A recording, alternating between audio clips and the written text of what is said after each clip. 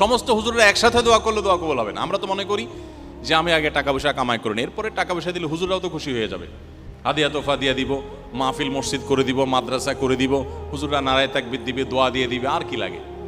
সারা পৃথিবীর সব হুজুর একত্র হয়ে, মক্কা মদিনার সমস্ত ইমাম সাহেব একত্রিত হয়ে যদি দোয়া করেন, আল্লাহ আপনি আপনার এই বান্দারে মাফ করে দেন, জান্নাত দিয়ে দেন, আর আপনি যদি মানুষের রক্ত চুষে থাকেন, অবৈধ উপার্জন করে থাকেন, দুর্নীতি করে থাকেন, হারাম কামাই করে থাকেন, তো এই সমস্ত হুজুরদের দোয়া কবুল হবে না এবং আল্লাহর কাছে আপনার ঠিকই জবাবদেহি করতে হবে।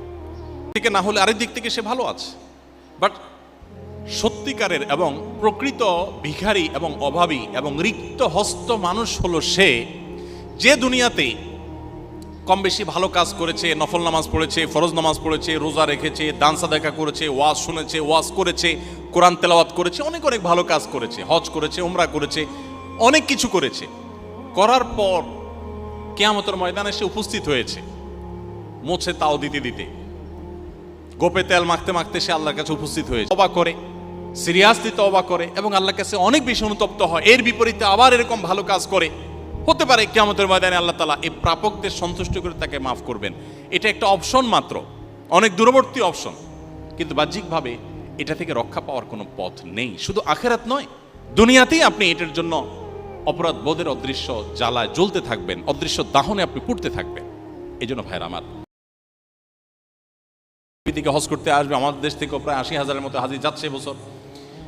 হজ করতে যে কাবায় গিয়ে একেবারে কাবার দুধারে ঘুরে ঘুরে তওয়াফ করে দুহাত সম্প্রসারিত করে আল্লাহর কাছে আপনি দোয়া করলেও নবী সাল্লাল্লাহু আলাইহি ওয়াসাল্লাম বলেছেন দোয়া কবুল হবে না যদি আপনার হারাম উপার্জন থাকে। আপনি যত দোয়া করেন, কাবার ভেতরে ঢুকে দোয়া করলে দোয়া কবুল হবে না, সমস্ত হুজুররা একসাথে দোয়া করলে দোয়া কবুল হবে না। আমরা তো মনে করি যে আমি আগে টাকা পয়সা কামাই করে নিই, এরপরে টাকা পয়সা দিলে হুজুররাও তো খুশি হয়ে যাবে, হাদিয়া তোফা দিয়ে দিব, মাহফিল মসজিদ করে দিব, মাদ্রাসা করে দিব, হুজুররা নারায়ে তাকবীর দিবে, দোয়া দিয়ে দিবে, আর কি লাগে।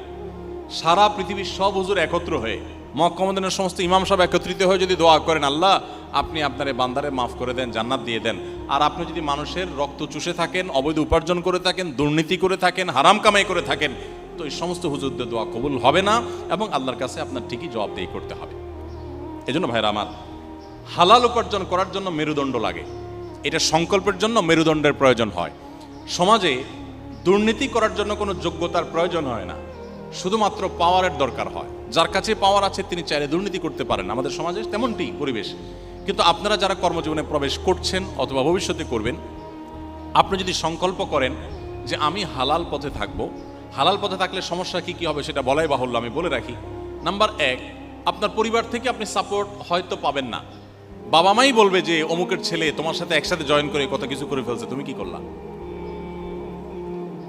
একইভাবে আপনার স্ত্রীর পক্ষ থেকে হয়তো আপনি সহযোগিতা পাবেন না।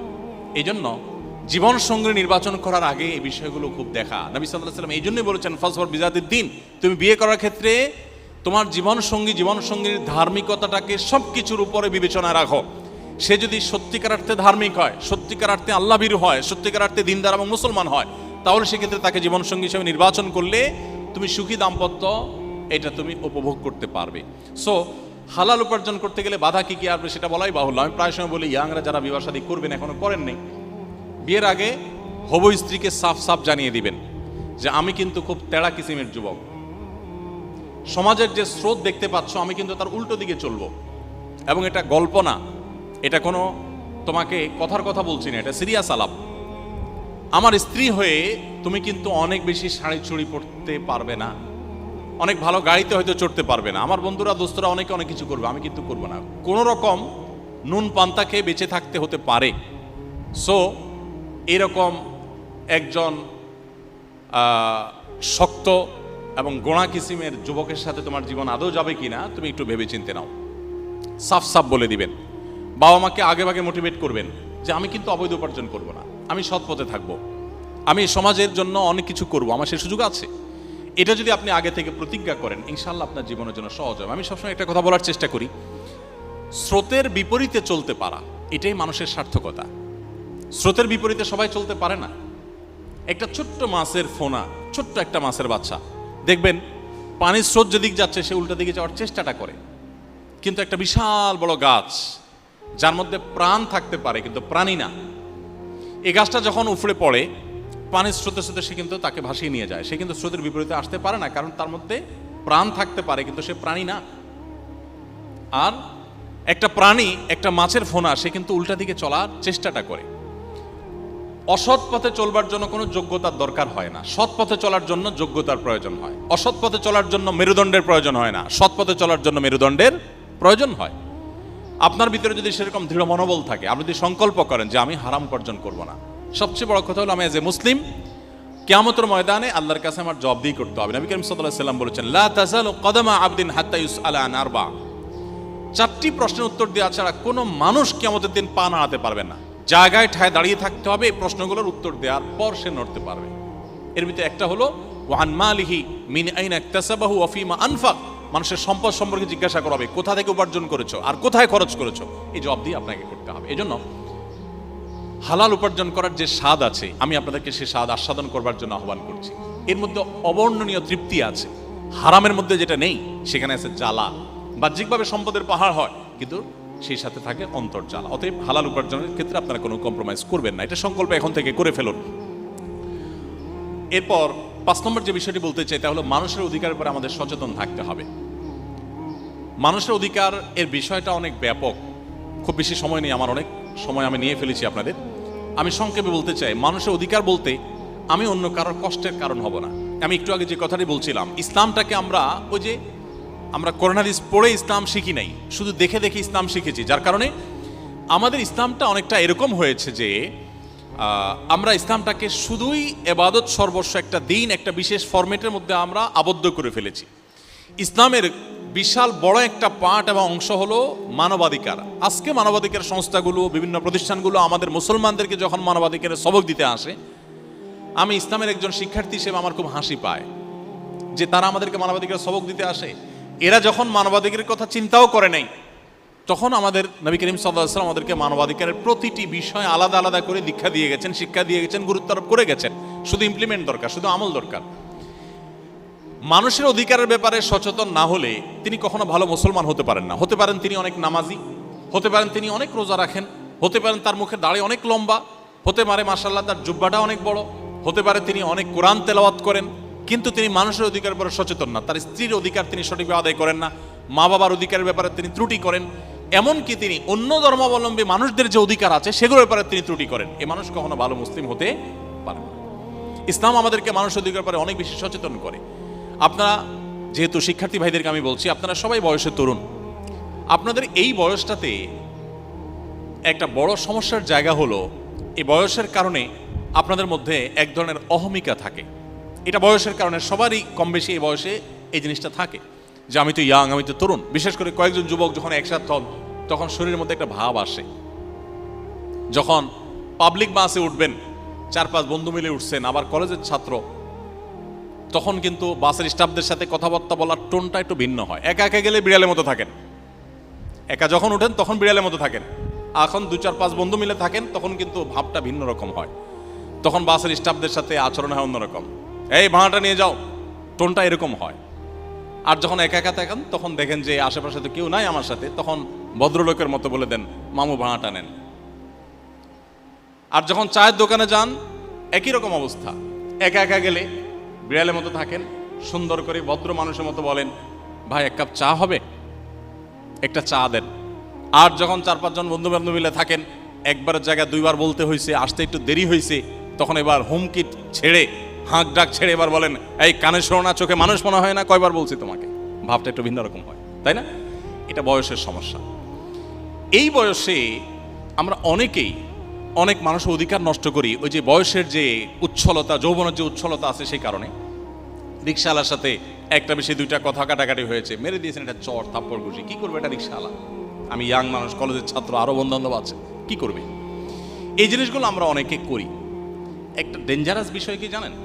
আপনি ব্যক্তিগত পাপে লিপ্ত হয়েছেন, অনেক পাপ এমন আছে যেগুলো লিপ্ত হয়েছেন, একসময় আপনার উপলব্ধি জেগেছে, আপনি আল্লাহর কাছে মাপ চেয়েছেন, এগুলো অনেক সহজ, এগুলো রিকভার করা, এগুলোর প্রায়শ্চিত্ত অনেক সহজ। আল্লাহ তাআলার কাছে মাপ চেয়েছেন, চোখের পানি ফেলেছেন, অনুতপ্ত হয়েছেন, লজ্জিত হয়েছেন, আল্লাহ সব মাফ করবেন। আল্লাহ বলেছেন, লা তাকনাতু মির রাহমাতিল্লাহ, তোমরা আল্লাহর রহমত থেকে কেউ নিরাশ হবে না। যত যে কোনো পাপ করো, তোমার যদি সত্যিকারের অনুভূতি জাগ্রত হয়, তুমি যদি তওবা করো, আল্লাহ আমি অনেক পাপ করেছি, আমি অন্যায় করেছি, বাট আমি ফিল করছি যে আমি অনেক বেশি অন্যায় করেছি, আপনার সামনে আমার দাঁড়াতে হবে, আপনার নেয়ামত আমি ভোগ করছি, আমার কেয়ামতে উপস্থিত হতে হবে, আমি কি জবাব দিয়ে করবো? আল্লাহ আপনি আমাকে মাফ করে দিন। বান্দা যদি সত্যিকারের তওবা করে, ফিরে আসে তার জায়গা থেকে এবং সংকল্প করে আর কোনোদিন সে এই কাজ করবে না, আল্লাহ তাআলা সমস্ত পাপ মাফ করবেন, আল্লাহ ওয়াদা করেছেন। বাট মানুষের অধিকারের ব্যাপারটা এত ডেঞ্জারাস যে আপনি ফেরেশতা হয়ে যেতে পারেন, একটা বয়সে এসে আপনি ফেরেশতা হয়ে যেতে পারেন। আপনি কলেজ লাইফে বহু মানুষ অধিকার নষ্ট করেছেন, বহু রিক্সাওয়ালাকে থাপ্পড় দিয়েছেন, বহু রিক্সাওয়ালার ভাড়া না দিয়ে আপনি কলেজে ঢুকে পড়েছেন, আপনি চা দোকানে গিয়ে বহু জায়গায় মাস্তানি করেছেন, আপনি অনেক জায়গায় গায়ের জোর দেখিয়েছেন, অন্যায় করেছেন, এক গ্রুপ আরেক গ্রুপের উপরে টর্চার করেছেন, বড় ভাইরা ছোট ভাইদের উপরে র্যাগিং এর নামে জুলুম করেছেন, অবিচার করেছেন, নিষ্পেষণ করেছেন। শুনে রাখেন, আপনার এই বয়স থাকবে না, এই উচ্ছলতা থাকবে না। সবার জীবনে এরকম একটা সময় আসে যেটা তারা পার করে পরবর্তী জীবনে চলে যায়। আপনি যদি হায়াতে বেঁচে থাকেন, একটা সময় আপনি অনুভব করবেন আপনার সে অপরাধগুলোর কথা আপনার মনে পড়বে, তখন আপনি প্রায়শ্চিত্ত করতে চাইবেন। দুঃখজনক বাস্তবতা হলো আপনি প্রায়শ্চিত্ত করতে পারবেন না। আপনাদেরকে একটা হাদিস শোনাতে চাই, যে হাদিসটা খুব ভয় জাগানিয়া, অন্তর কাঁপানো হাদিস। নবী করিম সাল্লাল্লাহু আলাইহি ওয়াসাল্লাম বলেছেন, আতাদরুনা মানিল মুফলিস, তোমরা কি জানো সবচেয়ে বড় ভিখারি কে? সাহাবীরা উত্তর দিলেন, ইয়া রাসূলুল্লাহ, আল মুফলিসু ফিনা মান লা দিনার লাহু ওয়া লা দিরহাম। দুঃখিত, যার টাকা পয়সা নেই, অর্থ করি নেই, আমরা তো তাকেই মনে করি ভিখারি। নবী করিম সাল্লাল্লাহু আলাইহি ওয়াসাল্লাম বলেছেন, আরে না, এই লোক প্রকৃত ভিখারি না। টাকা পয়সা আজকে নাই, কালকে হয়ে যাবে। কারোর টাকা পয়সা নাই, তার হাত পা সুস্থ, শরীরটা স্বাভাবিক, সে তো সুখী। একদিক থেকে না হলে আরেক দিক থেকে সে ভালো আছে।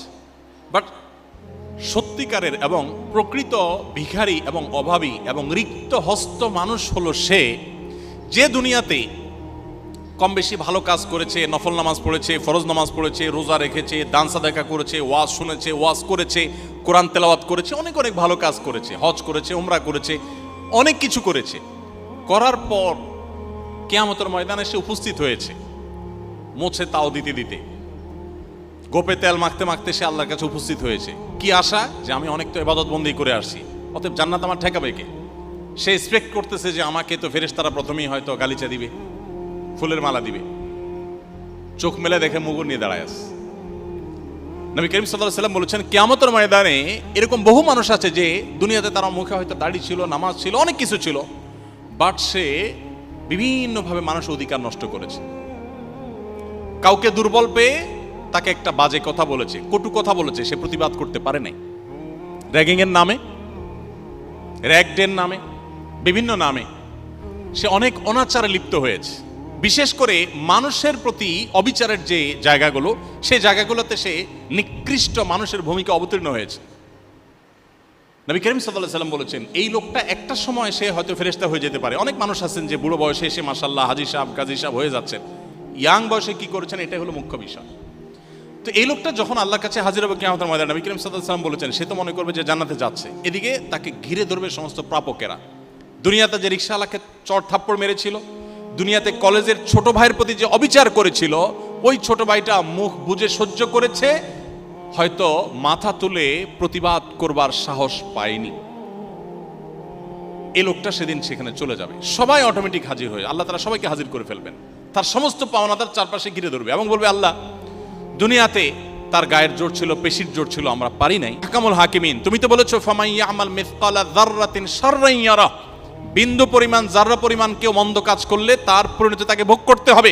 তো এই লোকটা আমার প্রতি যে অবিচার করেছিল, আমাকে গালি দিয়েছিল, গায়ে হাত তুলেছিল, অবিচার করেছিল, জুলুম করেছিল, বড় ভাই হয়ে করেছিল, সে কলেজের ছাত্র হয়ে আমি রিকশার প্রতি করেছিল, বাস স্ট্যান্ডের প্রতি করেছিল, দোকানদার হিসাবে আমার প্রতি করেছিল, অন্য মানুষের প্রতি করেছিল। আল্লাহ, তার পলিটিক্যাল পাওয়ার, তার পেশি শক্তির পাওয়ার, তার অর্থের পাওয়ার, এগুলোর কারণে আমি কিছু করতে পারি নাই।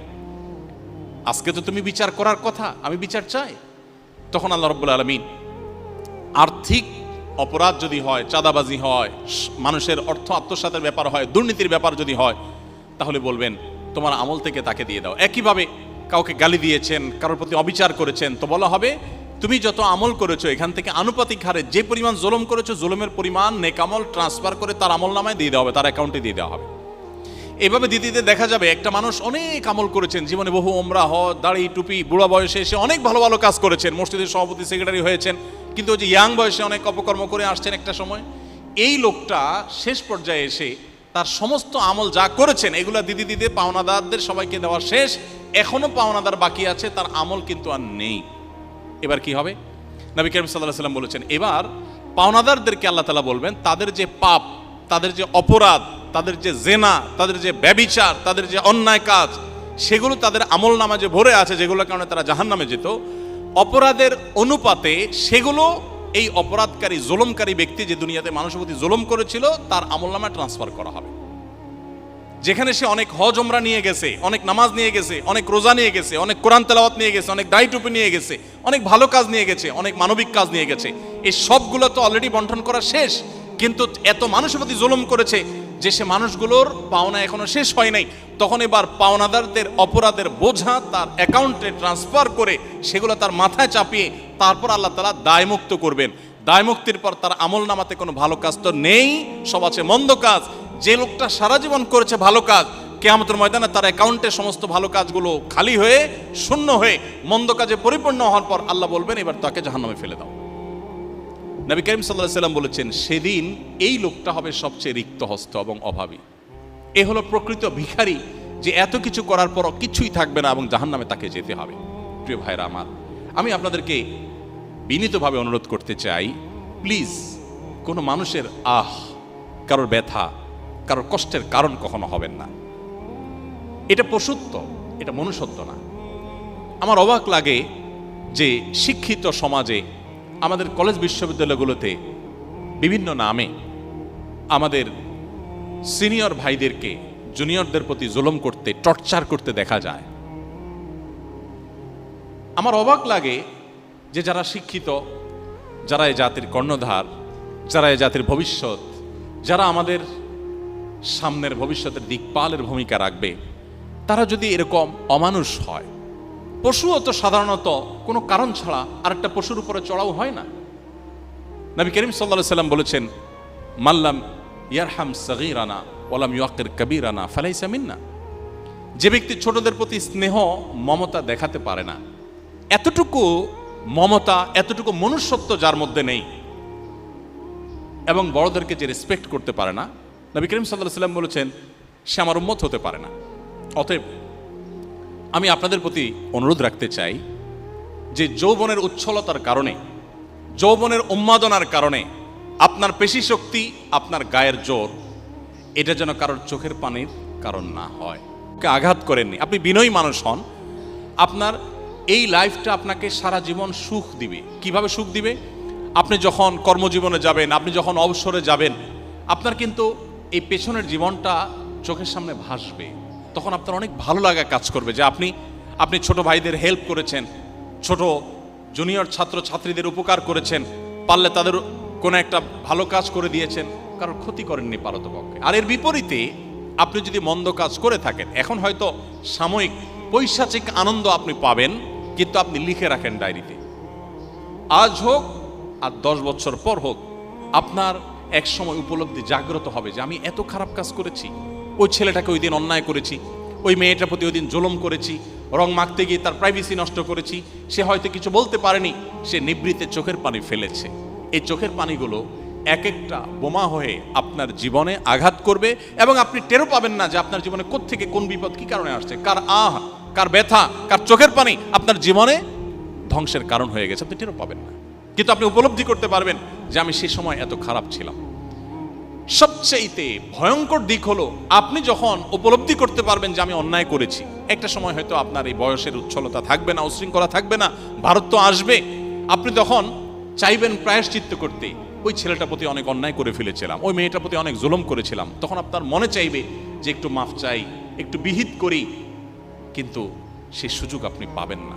কোথায় সে আছে, কোন দেশে সে আছে, কোন সমাজে আছে, তাকে আপনি খুঁজে পাবেন না। আপনি চাইলেও এটা আদায় করতে পারবেন না। আর্থিক যে অনিয়ম, এগুলো রিকভার করা তুলনামূলকভাবে সহজ।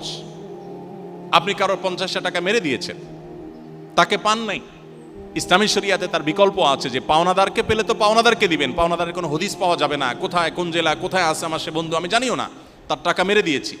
ওই রিক্সাওয়ালার টাকা মেরে দিয়েছি, দেইনি, কোথায় সে রিক্সাওয়ালা আছে আমি জানিও না, খুঁজে বের করা সম্ভব না।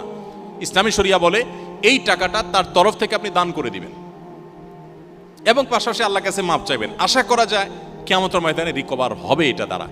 বাট আপনি কাউকে একটা মন্দ কথা বলেছেন, আঘাত করেছেন, কোনো কারণ ছাড়া জুনিয়র একটা ভাইকে কান ধরে উঠবস করাইছেন, তার প্রতি অবিচার করাইছেন, তাকে কাজে লাগাইছেন, এই সমস্ত অন্যায়গুলো যখন করবেন, এই লোকটাকে আপনি একসময় আর খুঁজে পাবেন না।